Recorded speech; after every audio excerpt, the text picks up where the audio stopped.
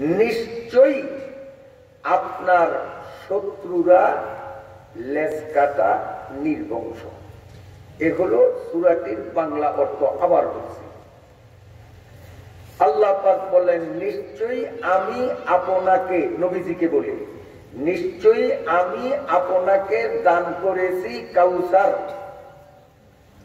অতএব আপনি নামাজ আদায় করুন ও কুরবানি করুন আপনার প্রভুর সন্তুষ্টি অর্জনের নিমিত্তে।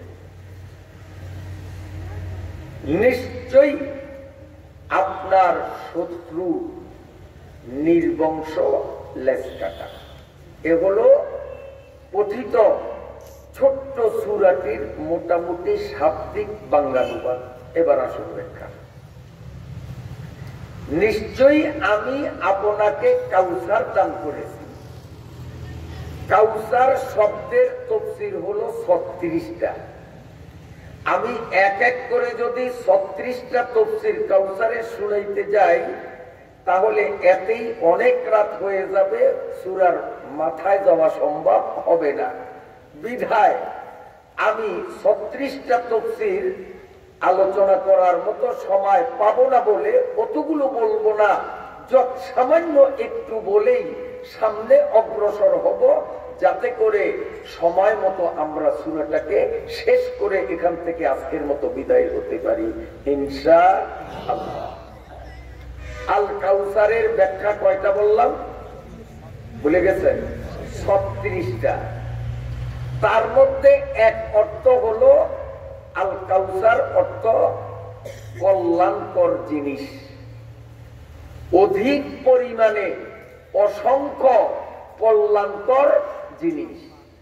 তাহলে পুরা সূরার এখন অর্থ হবে, হে নবী, মক্কার কাফের বেঈমান আর পৌত্তলিকরা যদিও আপনার উপরে অপবাদ দেয়, আপনার বিরুদ্ধে তারা স্লোগান দেয়, আপনাকে নিয়ে কটূক্তি আর ব্যঙ্গ করে, এতে আপনি মনক্ষুণ্ণ হবেন না। আমি রব্বুল আলামিন আপনার গোটা 63 বৎসরের জীবনে আপনাকে এত অধিক পরিমাণে কল্যাণকর জিনিস দান করেছি যা পৃথিবীতে অন্য কাউকে আমি দিলাম না।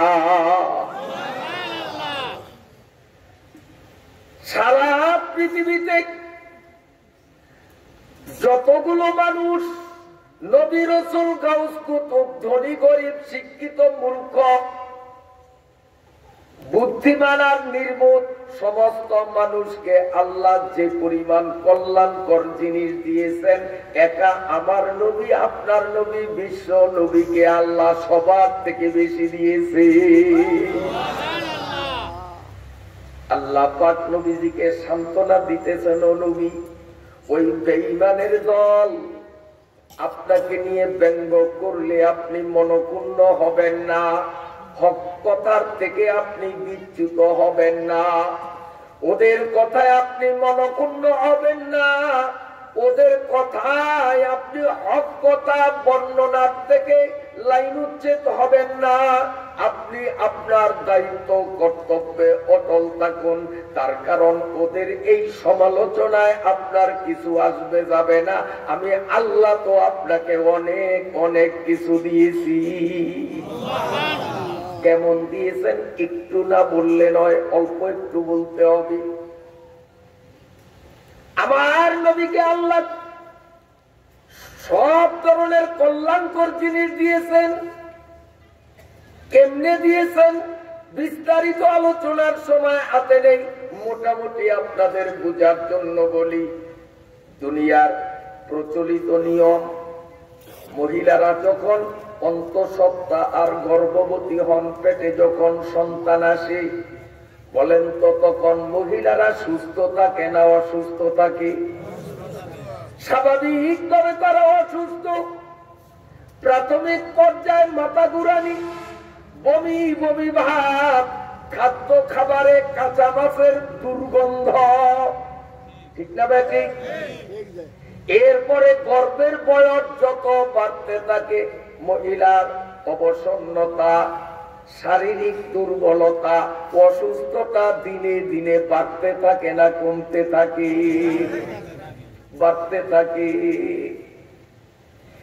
এরপরে এই সন্তান মায়ের পেট থেকে যখন জমিনে ভূমিষ্ঠ হবে, ওই অবস্থাটা কত বড় সিরিয়াস, সন্তান প্রসবকারিণী ছাড়া দুনিয়ার কাউকে এটা বুঝানো যাবে না।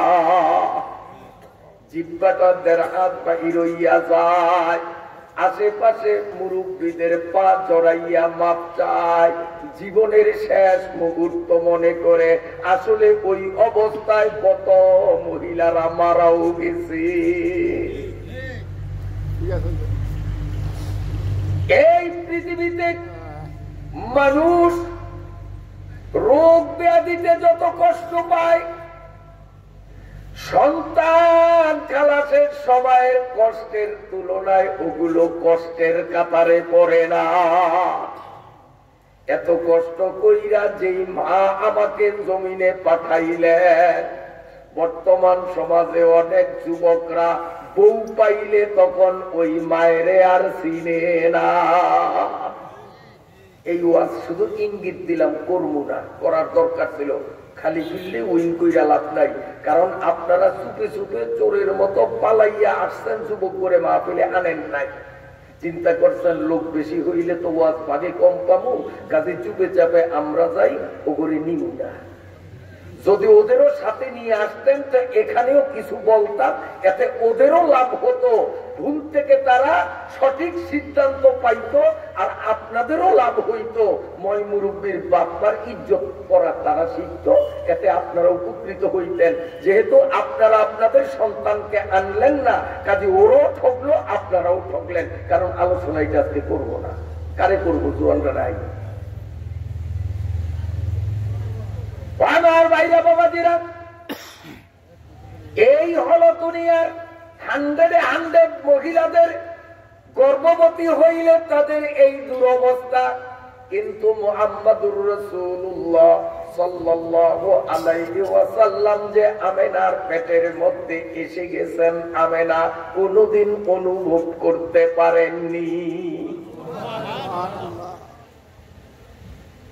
আমার ভাইরা, আমেনার বুঝতেই পারেননি যে তার পেটে গর্ভ সঞ্চার হয়েছে, তিনি যে গর্ভবতী, তার পেটে সন্তান এসে গেছে।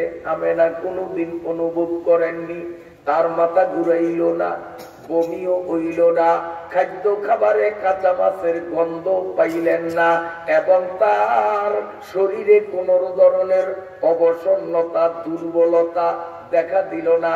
বরং পেটে মুহাম্মাদুর রাসূলুল্লাহর বয়স দিনে দিনে বাড়তেছে, আমেনার শারীরিক শক্তিও দিনে দিনে বাড়তেছিল। আমেনা টের পায় নাই, বুঝতে পারে নাই। এক রাত্রে আমেনা যখন ঘুমে অচেতন, স্বপ্নে দেখলেন কে যেন ডেকে ডেকে বলেন, ও ভাগ্যবতী আমেনা, তুমি তো বলতে পারো না কোন বোঝা তুমি বহন করতেছো, তোমার খবর নাই। তুমি তো গর্ভবতী হয়েছ, তোমার পেটে এমন একটা সন্তান এসে গেছে, যেই সন্তানরে তৈরি না করলে আসমান জমিন কিছু তৈরি হতো না। রাসূলুল্লাহ আগার পয়দা না হতে, अरे रसूलुल्लाह अगर पैदा न होते, जमीनो आसमां पैदा न करती, लौला कलमा खलकतुल अफलाक।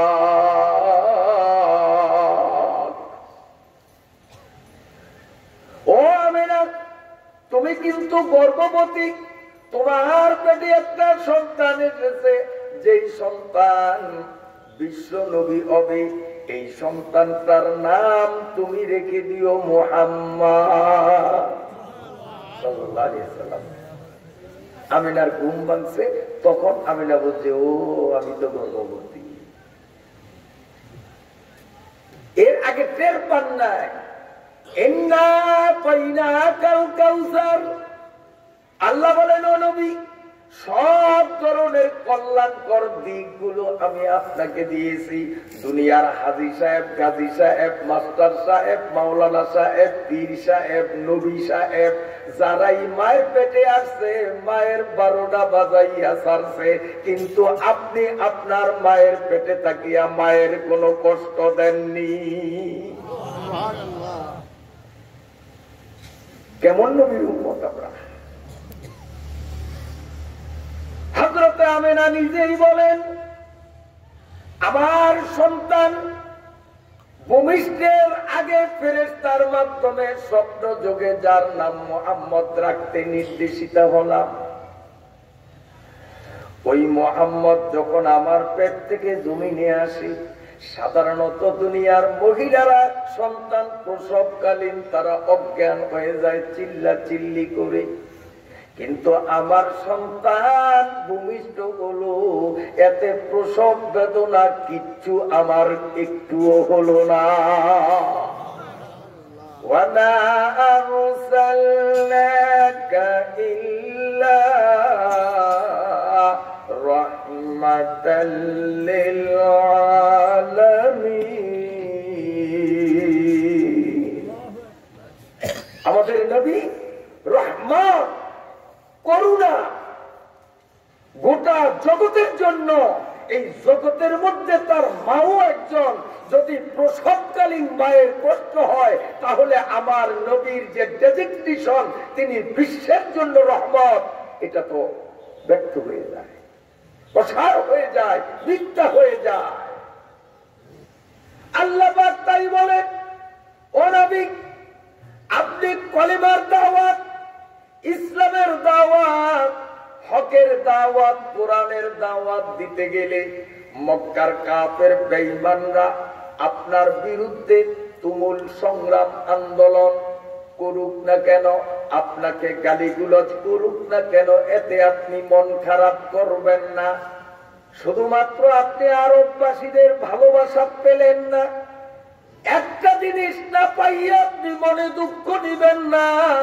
তার কারণ আপনাকে অসংখ্য দিক আমি দান করেছি যা পৃথিবীর কাউকে দিলাম না। ইন্না আতাইনাকাল কাউসার। আমার নবী জন্মের পরে, আমার নবী জন্মের পরে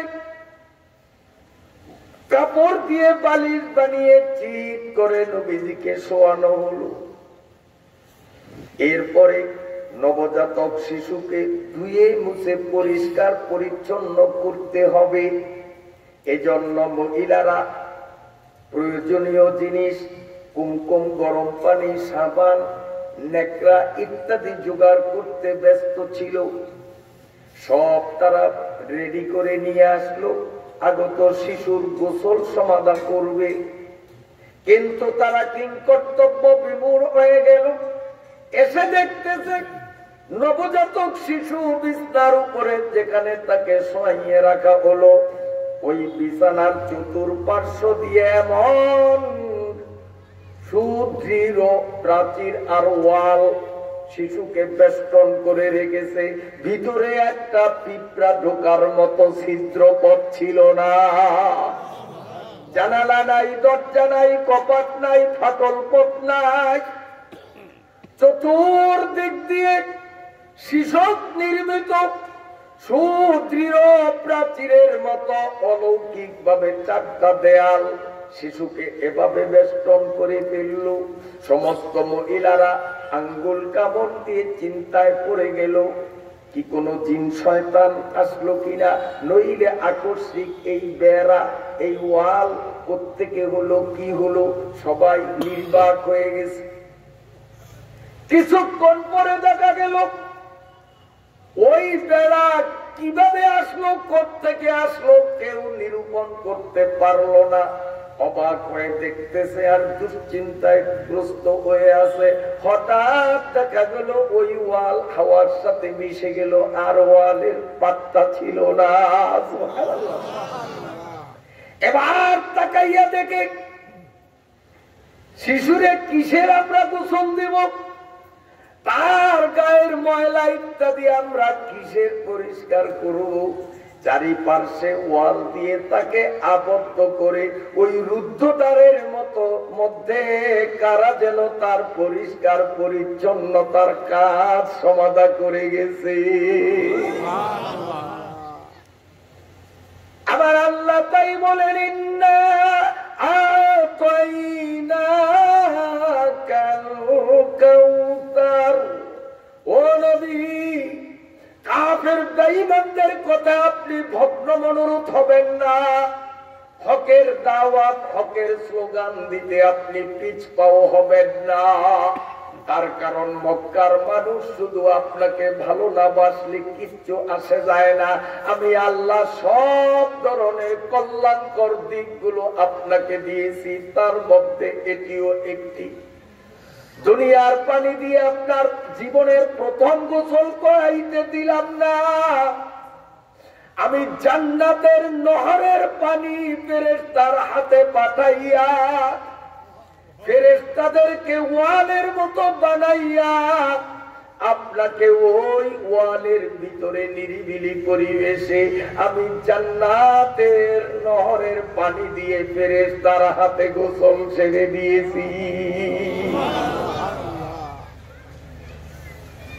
আমার নবী গোসল সব শেষ হয়ে গেল, সবাই অবাক হয়ে তাকিয়ে রইল।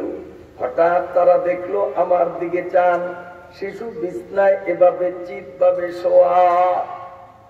মাত্র কয়েক মিনিট আগে মায়ের পেট থেকে যার আগমন, এই নবজাতক শিশু নিজের শরীরের বল প্রয়োগ করে এভাবে হামাগুড়ি মেরে মেরে আউট অফ বেড হয়ে উদ্ভূত হয়ে পড়লো। নাক আর কপালটা নিচের দিকে, বুকটা নিচের দিকে, পিঠটা উপরের দিকে। এদিক তাকান। এইভাবে নিজের বল প্রয়োগ করে আউট অফ বেড হয়ে মাটির উপর উদ্ভূত হয়ে পড়লো। চতুর্দিক থেকে মহিলারা ঝাঁপাইয়া পড়লো।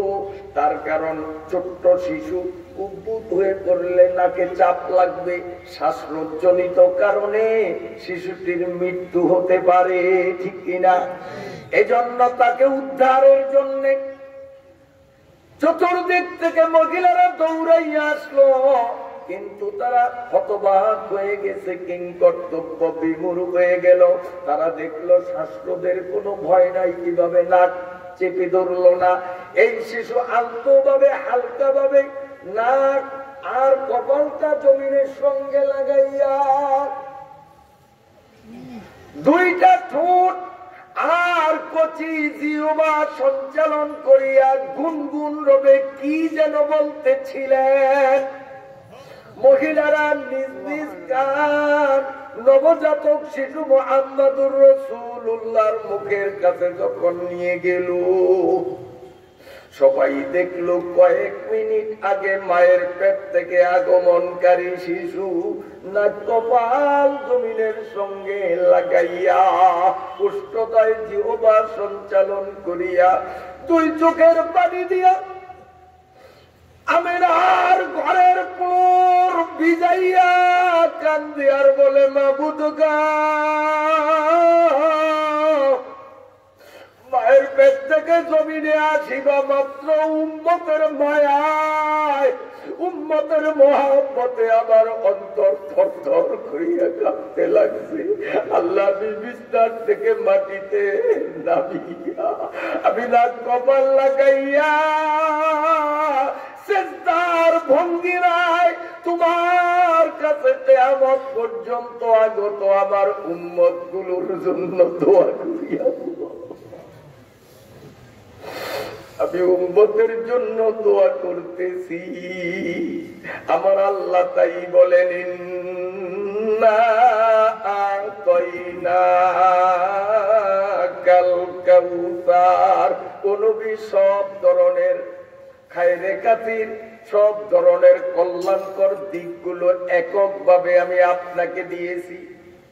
মায়ের পেট থেকে আসা শিশু নিজের বল প্রয়োগ করে বিছানা ত্যাগ করে দূরে যাওয়া সম্ভব নয়, আবার ওখানে গিয়ে সেজদা দেওয়া, উম্মতের জন্য দোয়া করা, এটাও সম্ভব সাধারণ মানুষের জন্য নয়। আমি আল্লাহ আপনাকে এই বিশেষত্ব দিয়েছি বলেই আপনি পেরেছেন, নইলে নয়। ঠিক কিনা? আমার নবী মা আমিনার ঘরে যেই কয়দিন ছিলেন, এরপরে দুগ্ধ পানের মেয়াদ সমাপ্তিকাল পর্যন্ত দুধমা হালিমার বাড়িতে তার তত্ত্বাবধানে যতদিন ছিলেন, ইতিহাস প্রমাণ করে একবারের মতো আমার নবী পেশাব পায়খানা করে কাপড় বিছানা নোংরা করে না। হালিমা নিজেই সাক্ষী দেন, এ কেমন শিশু আমি দুধ খাওয়াই। একদিনও কাপড়ে কুলে বিছানায় পেশাবও করলো না, পায়খানাও করলো না। যখন তার পেশাব পায়খানার ব্যাগ হয়, তখন ও একটা লক্ষণ দেখায়। ওই লক্ষণটা দেখলেই আমি বুঝতে পারি তার এখন পেশাব পায়খানার জরুরত। আমি তাকে এভাবে পেশাব পায়খানার জন্য প্রস্তুত করি, জীবনে কোনোদিন নোংরামি তার দেখি না। হযরতে হালিমার বলেন, আমার বাড়িতে যতদিন ছিল, ছোট্ট শিশুরা শুইয়া হাত পাও নাড়তে নাড়তে অনেক সময় গায়ের কাপড় কোথায় ফালাইয়া দেয়, ঠিক না বেটি? বিবস্ত্র উলঙ্গ হইয়া যায়। কিন্তু কেমন বুদ্ধিমান, নিপুণ বুদ্ধি সম্পন্ন শিশুরে দুধ খাওয়ায়, জীবনে একদিনও তার হাঁটুর উপরে কাপড় উঠতে আমার নজরে পড়ে না। তার নাভি থেকে হাঁটু পর্যন্ত এই অংশটুকু এক সেকেন্ডের জন্য কখনো বিবস্ত্র হতে আমি দেখিনি। আমার নবী যখন আরেকটু বড় হলেন, কাবাঘর মেরামত করতেছিলেন দাদা আব্দুল মুত্তালিব কাবাঘরের দেয়ালের গাঁথুনি দিতেছিলেন। ছোট্ট ছোট্ট শিশুরা, পালকরা দূর থেকে পাথর কাঁধে বহন করে দাদা আব্দুল মুত্তালিবকে সহযোগিতা করত। ওই শিশুদের সাথে আমার নবী মুহাম্মদুর রাসূলুল্লাহ বলুন সাল্লাল্লাহু আলাইহি ওয়াসাল্লাম, তিনিও পাথর বহনে ব্যস্ত। ও জওয়ানরা, কান খুলিয়া শুনো, পর্দার আড়ালের মায়েরা, ভালো করিয়া অন্তরের কান দিয়া শুনো। ওই বাচ্চাগুলো পাথরের ওয়েটে ঘাড়ে ব্যথা পাবেন, কাঁধে ব্যথা পাবে, এই ভয়তে তারা পরনের কাপড় খুলিয়া কাপড়গুলাকে এভাবে ভাঁজ করিয়া কাঁধের উপর রাখিয়া ওই কাপড়ের উপর পাথর বহন করতেছিল, যাতে তাদের কষ্ট লাঘব হয়। ঠিক না? সুপারি গাছ, বাঁশ কাঁধে করিয়া যখন নেন, তো গামছাটা দিয়া নেন কিনা? সব শিশুরা ল্যাংটা হইয়া কাপড় কাঁধের উপরে দিয়া ছোট্ট ছোট্ট গোলা পাই আনতে আছে। একা মুহাম্মদুর রাসূলুল্লাহ ছোট্ট মানুষ, তিনি খালি কাঁধের উপর পাথর বহন করতেছেন, কাপড় খুললেন না। দাদা সহ্য করতে পারলেন না, বারবার বলে, মুহাম্মদ নাতিরে, ওদের মতো তুমিও কাপড় খুইলা কাঁধে রাখো, কষ্ট কম হবে। দাদা যত বলে, আমার নবী কাপড় খোলে না। শত হলেও দাদা তার মনে মানে না। এই জন্য তিনি নিজে এসে শিশু মুহাম্মদুর রাসূলুল্লাহর পরন থেকে যখন কাপড়টা টান দিলেন, খুইলা তিনি ভাগ কইরা দিবেন। আল্লাহর নবীর কাপড় যখন নাভির নিচে একটুখানি আসলো টানের চোটে, অমনি নবীজি চিৎকার দিয়া বেহুশ হইয়া গেলেন। আব্দুল মুত্তালিব বুদ্ধিমান ব্যক্তি, বুঝলেন ওর নাভির নিচ থেকে হাঁটু পর্যন্ত ও জীবনে ছোট্ট কালে দুধ খাওয়া অবস্থায়ও খোলে নাই। এই অংশ বিবস্ত্র হওয়ার কারণে পুরাটা ওনার ইঞ্চি কানে খালি নাভির নিচে কাপড় আসলো, সহ্য করতে পারলো না। আমি দেখি ঢাইকা দিলে কেমন হয়।